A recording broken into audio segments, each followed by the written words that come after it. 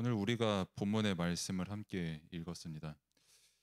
복음을 부끄러워하지 않는 것, 어떻게 보면은 우리의 평생의 도전이고 또 우리가 현장에 살아가면서 가장 소원이 될 수 있는 부분이죠. 물론 이제 부끄러워하지 않는다라고 해서 하면은 당장 이제 생각이 나는 것은 그냥 눈치 보지 않고 그냥 내가 만나는 모든 사람들에게 그냥 말 그대로 담대하게 복음을 증거한다는 것을 보통 부끄러워하지 않는다라고 생각을 할 수가 있습니다.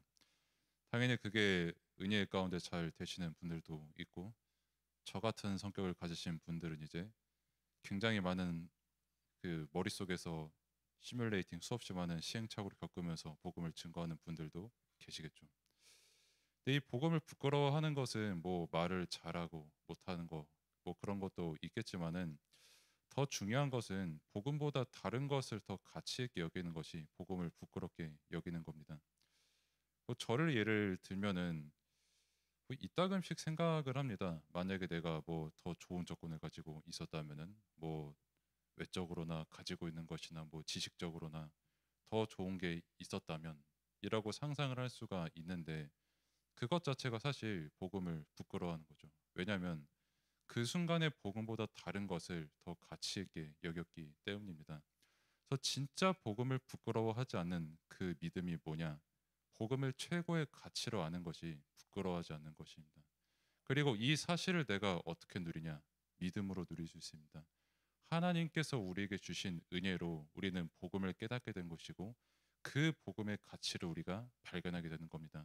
그래서 오늘 예배드리는 이 시간, 말씀 받는 이 시간에도 다른 것의 가치가 아닌 오직 복음의 가치가 여러분들에게 발견되는 축복의 시간 되기를 바랍니다. 그래서 이 누릴 언약의 내용은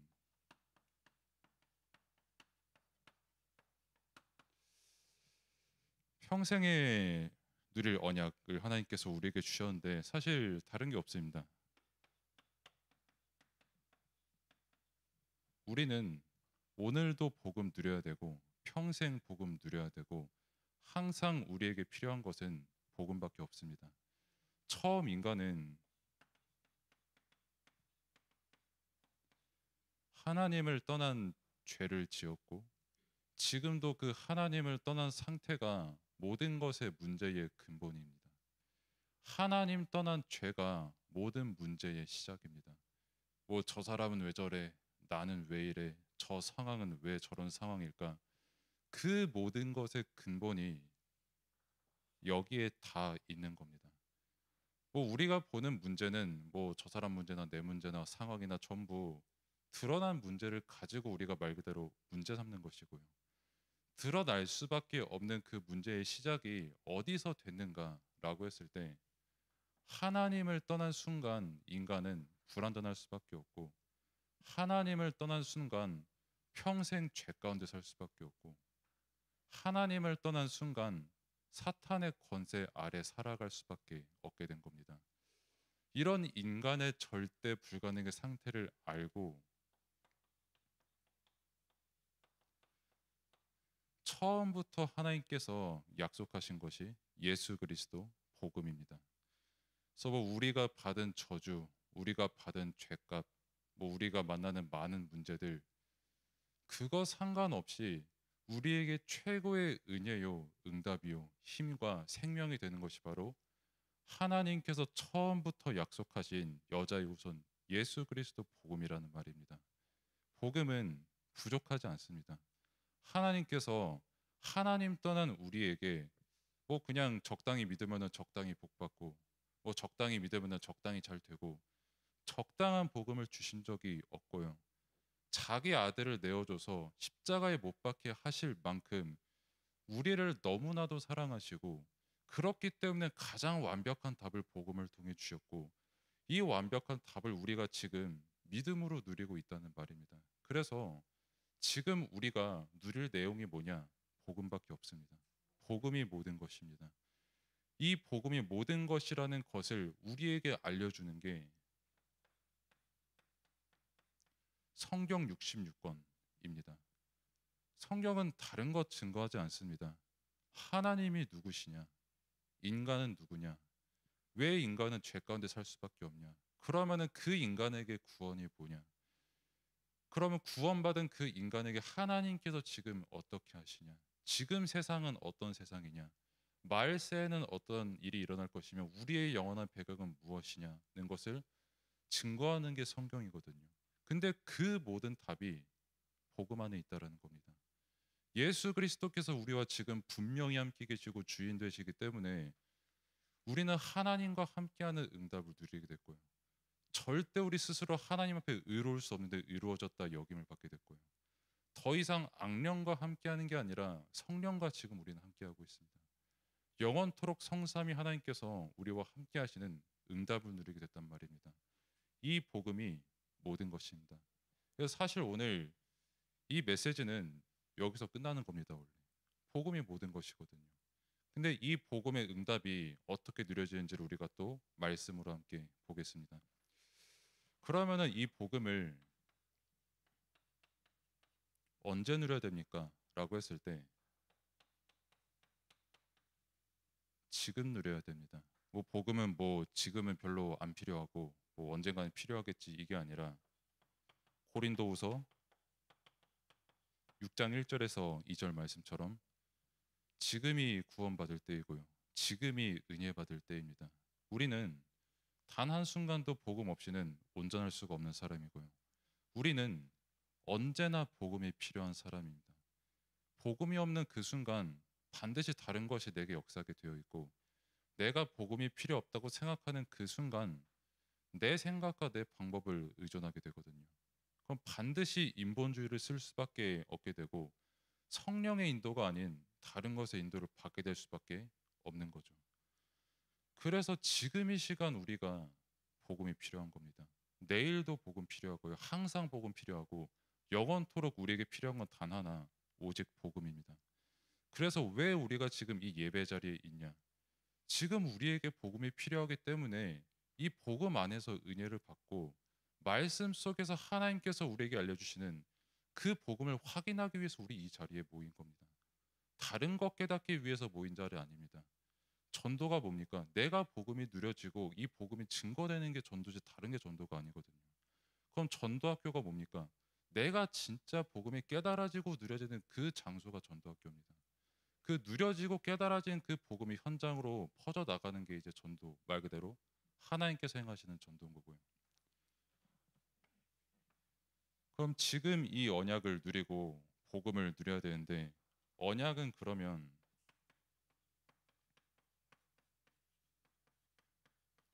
언제 성취가 됩니까? 라고 했을 때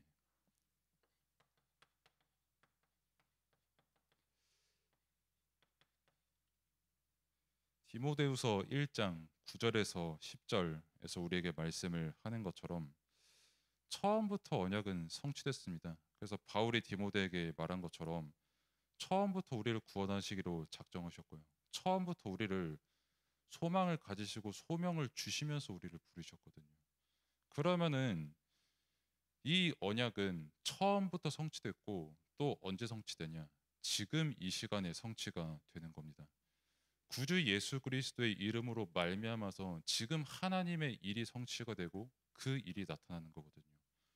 그러면은 평생 누릴 언약의 성취의 시작점이 언제냐? 처음부터요. 지금이라는 겁니다. 여러분들이 정말 말씀을 통해 복음을 붙잡는 이 시간이 언약이 성취되는 시간이고 평생 언약이 성취되는 그 응답이 발견되는 시간인 줄로 믿습니다. 그러면은 이 복음을 그리고 이 언약을 어떻게 누립니까? 라고 했을 때 꼭 여러분들이 기억을 하셔야 될 거는 열심히 해야지로 누리는 게 아니라 은혜로 인한 믿음으로 누리는 겁니다. 제가 옛날에 말을 했는지 안 했는지 기억이 잘 안 납니다만 안 했던 것 같은데 제가 금식 기도를 해봤는데 얼마나 빡세게 해봤냐면은 피가 났어요. 그러니까 피를 토하고 피 좀 더러운 얘기 죄송합니다만은 피 똥을 싸고 그리고 피 오줌을 넣었어요. 그러니까 금식을 너무 많이 하다 보니까 사람이 그렇게 되더라고요. 그러니까 제 그때 기도 제목은 딱 하나였거든요. 이거 좀 깨닫게 해주십시오라고 그렇게 기도를 했는데, 그때 뭐 이게 뭐지 난 속으로 생각하고 있었는데, 그 광경을 본 그때 당시 저를 사역하신 분께서 야 성령께서 역사하셨다 이러니까는 더 두 배로 현타가 오더라고요. 저는 물론 저는 그분의 믿음 지금도 굉장히 존경합니다, 진심으로. 근데 극한의 한계를 제가 만난 거잖아요. 쉽게 말을 하면은 뭐 말이 쉽지, 뭐 3주 동안 밥 굶고 해보면은 한 끼 굶는 것도 힘든데 3주 굶으면 그거 여간 쉬운 일은 아니거든요. 뭐 좌우지간에 뭐 그렇게 금식을 하면서 종교가 뭐냐면, 아 내가 금식을 했는데도 안 되네, 더 해야지, 더 기도해야지, 내가 저 사람보다 한 끼 더 굶으면 조금 그래도 뭐가 광명이 비춰지지 않을까, 내가 조금 더 집중을 하면은 이 복음이 조금 더 깨달아지지 않을까라고 하는 게 종교입니다. 그럼 복음은 뭐냐? 아 이렇게 금식을 해도 안 되네, 하나님 나는 이렇게 피를 아무리 흘려도 안 되는 사람입니다, 하나님께서 하셔야 됩니다, 나는 절대 안 되는 사람입니다. 그거 인정되는 게 복음이고요. 그거 인정되면서 하나님께서 함께 하시는 그 일이 기뻐지는 게 복음이고요. 내가 이 절대 불가능이기 때문에, 그렇기 때문에 하나님께서 나를 위해 그리스도를 보내셨구나라는 게 이해가 되고 믿어지는 게 복음입니다. 유대인의 율법은 다른 게 아니에요. 너가 법 잘 지키고 너가 정하게 살면은 구원을 얻을 거야 라고 하는 게 유대인의 율법이고요. 복음은 너가 그 율법을 절대 지킬 수 없기 때문에 그리스도께서 지금 너와 함께 하시는 거야. 그리고 그리스도 안에서 그 율법을 사랑하게 됐어. 그럼 끊임없이 그 율법 지키는 거에 도전하면서도 그 율법으로 나를 죽이고 상대방을 죽이는 게 아니라 끊임없이 복음 안에서 다시 도전할 수 있는 그 믿음이 계속 은혜로 주어지는 거야 라고 하는 게 복음이에요. 그래서 여러분들의 시간표, 평생 누릴 언약 다른 게 없습니다. 진짜 복음만 누리십시오. 복음만 붙잡으면 됩니다.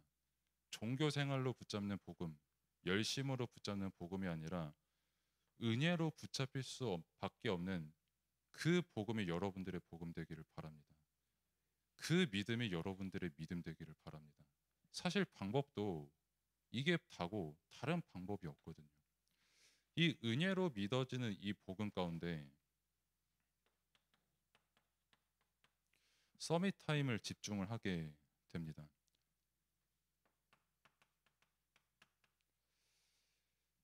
뭐 저도 막 종교심이 있다 보니까 내가 서밋 타임을 가지고 막 기도를 많이 해야 전도가 되는 거 아닌가라고 생각을 하게 되거든요.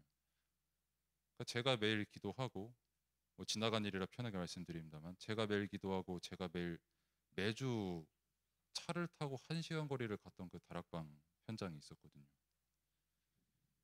저도 모르게 이 정도 노력했으면 뭔가 열매가 맺어지지 않을까라고 저는 생각을 해버렸어요.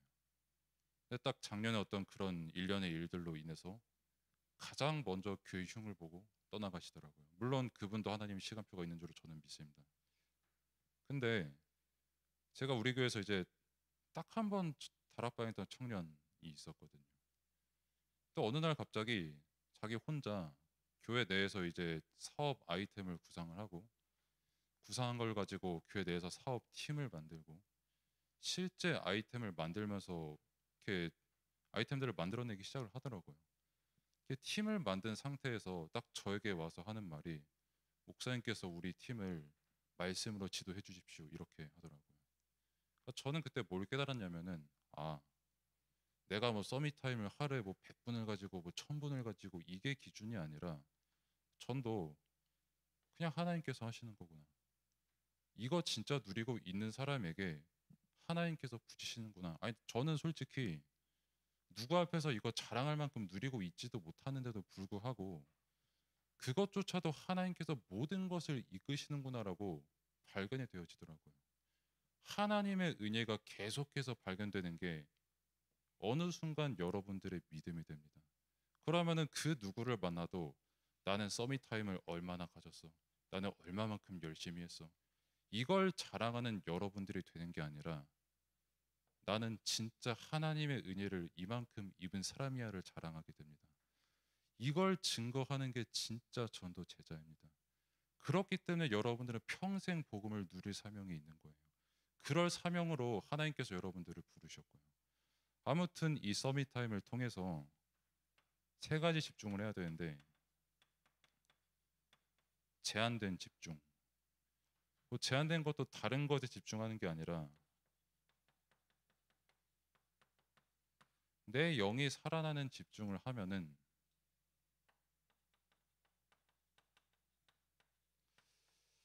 하나님께서 내가 선택하게 하신 그 내용들이 있는데, 거기서 실제 나와 현장을 살리는 그 집중의 응답을 누리게 되는 것이죠. 그러면서 이제 원네스, 나와 다른 사람을 살리는 집중을 하게 됩니다. 다른 것에 집중하는 서밋 타임이 아니라 내 영이 살아나는 그 타임을 가지는 겁니다. 그러면 자연스럽게 내 몸이 살아날 수밖에 없고요. 내 생각과 삶이 살아날 수밖에 없게 되는 겁니다. 그러면은 내가 뭐 대학생이라는 어떤 제한된 시간표 속에 있어도, 또 내가 뭘 선택해야 될지 모르는 그 시간표 속에서도 하나님께서 보여주시는 가장 정확한 것을 내가 제한된 것에 집중을 한다면 하나님께서 가장 원하시는 것을 선택을 할 수밖에 없는 그 자리에 있게 되는 겁니다. 그러면은 자연스럽게 나뿐만이 아니라 다른 사람이 살아나는 원넷에 집중을 하게 되거든요. 고린도전서 1장의 내용이 다른 내용이 아니라 사도 바울이 그 고린도 교인들에게 말을 하는 겁니다. 누구는 이제 그 베드로파, 누구는 이제 뭐 아볼로파, 누구는 이제 뭐 바울파, 누구는 난 다른 사람들 아니고 오직 그리스도파, 이런 파들이 있었거든요. 그때 바울이 말한 겁니다. 그 사람, 그 성도님들에게, 야, 언제 하나님께서 누구는 뭐 이파 누구는 저파 이렇게 나눴냐? 다 그리스도 안에서 우리 하나 아니냐? 그러니까 여러분들이 교회에서도 그렇고 현장에서도 그렇고 어딜 가서도 그렇고 진짜 파 나누는 사람 되면 안 됩니다. 여러분들은 여러분들이 입은 은혜로 어느 파에 있는 사람이든 다 살리는 게 여러분들이 받은 응답입니다. 그게 전도 제자의 응답이고요. 이 원네스의 응답을 누리면서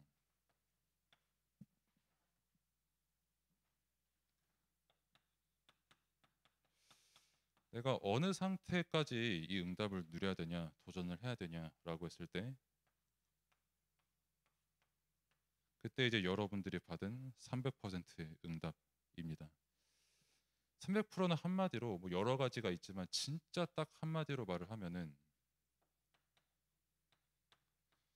여러분들이 보고 듣는 모든 것에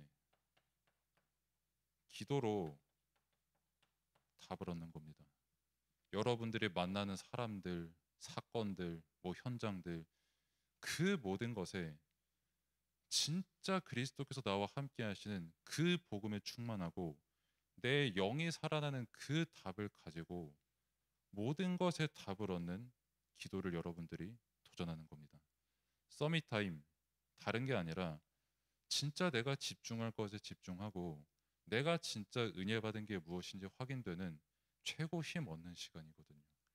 이제 여러분들이 종강을 만났고 또 이제 방학도 되고 또 여러 가지 훈련의 시간표를 만날 것인데, 이미 여러분들이 받은 응답이고요. 그리고 실제 여러분들이 앞으로 만나는 훈련이나 어떤 방학 시간표 때 이 서밋 타임에 도전하는 여러분들 되시기를 축복합니다. 다른 것의 서밋 타임이 아닌 영적인 힘을 얻는 여러분들 되시기를 축복합니다. 그러면은 이 평생 누릴 언약을 여러분들 실제 누리면은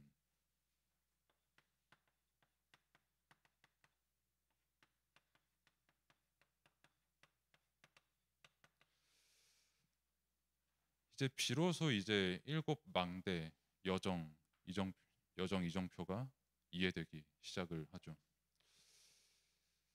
사실 뭐 그렇게 생각할 수가 있습니다. 뭐 솔직히 여러분들이 메시지를 많이 들으면은 또 77이네라는 생각이 들 수가 있고, 양심 고백을 하자면 저도 한 번씩 그런 생각이 들 때가 있거든요. 사실 그거만한 교만이 없죠. 왜냐하면 내가 이 777 단어를 만약에 다 안다고 칩시다. 진짜 뭐 토시 하나 안 틀리고 그 성사하는 그 기도 문제가 다 읊는다고 칩시다. 그게 제가 777 다 알고 다 이해한 겁니까? 아니거든요. 내가 단어만 다 안다고 해서 이거 이해한 거 아닙니다. 진짜 777 이해. 당장에 성삼위 하나님의 비밀은 죽을 때까지 우리가 이해할 수가 없는 무한하고 놀라운 비밀이거든요. 영생의 비밀이 있는 말 그대로 그 능력의 비밀이거든요. 물론 이론적으로는 솔직히 이론적으로 다 이해 저는 양심적으로 못 하는데 단어 안다고 내가 777 이해한다? 아닙니다. 끊임없이 성삼위 하나님께서 내 삶에 어떻게 역사하시는지, 아 성령께서 이렇게 역사하시는구나. 나는 지금 이 시간에 진짜 복음 아니면 절대 안 되는 인간이구나. 하나님께서 정말 모든 것의 주인이시고 지금 나와 함께 하시는구나. 그 부분들이 여러분들의 삶과 모든 생각을 통해 실제로 체험되기 시작합니다. 여러분들이 진짜 이 서밋 타임을 여러분들의 것으로 누리고 있을 때 그 누리고 있는 그것으로 실제 777이 이해가 되기 시작하는 겁니다. 뭐 777이 뭐 어떤 분께서는 뭐 전략이다 이렇게 말씀을 하시는데 이거는 전략으로 끝나는 게 아니라 복음의 말씀이거든요. 성경 66권의 내용이거든요. 얼핏 보면 전략이다라고 생각할 수도 있겠지만은 우리 평생 이거 깨닫고 평생 도전하고 평생 갱신하고 평생 이 말씀 들어야 됩니다. 바울도 그렇게 고백을 했고요. 모세도 그렇게 고백을 했고요. 모세 같은 경우도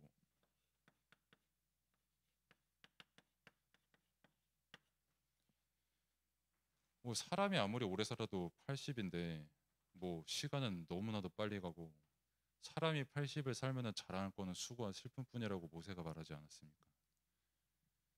그래서 모세가 고백한 거예요. 나는 지금도 복음이 필요하다고. 지금도 하나님께서 함께 하시는 그 능력이 내게 필요하다고. 그 은혜가 필요하다고. 뭐 내가 뭐 777을 이론을 아니까 이제 뭐 다음과 필요하다.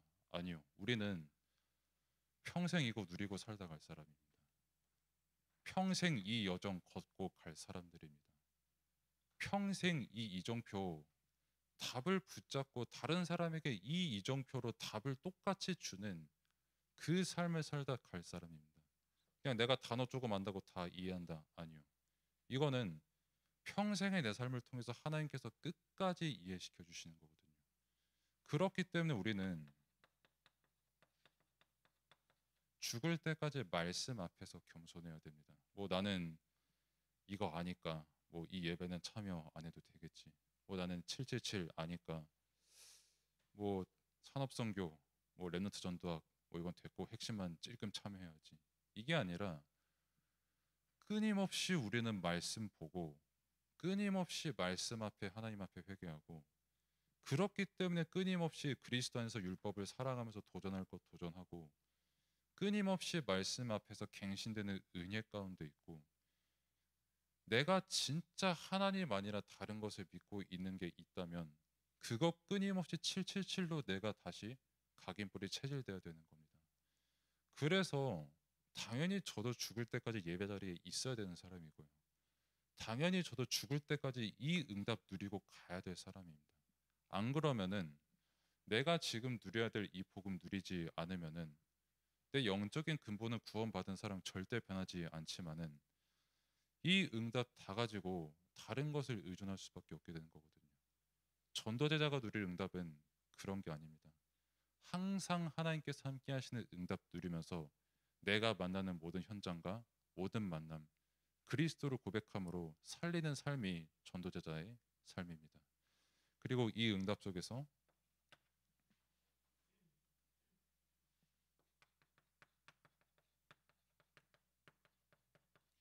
내가 억지로 빛을 발하는 파수망대가 아니라 흑암이 완전히 꺾이고 복음 받아야 될 사람이 오는 파수망대의 빛이 비춰지기 시작하고요. 그리고 내가 억지로 만들어내는 응답이 아니라 되어지는 응답이 우리의 응답으로 누려지게 됩니다. 가장 먼저 나의 근본 상태가 바뀌니까요. 그럼 자연스럽게 기도가 될 수밖에 없는 거고요. 그러면 나의 주인이 내가 아닌 그리스도라는 사실이 내게 너무 능력이고 믿음이고 기쁨이 될 수밖에 없는 겁니다.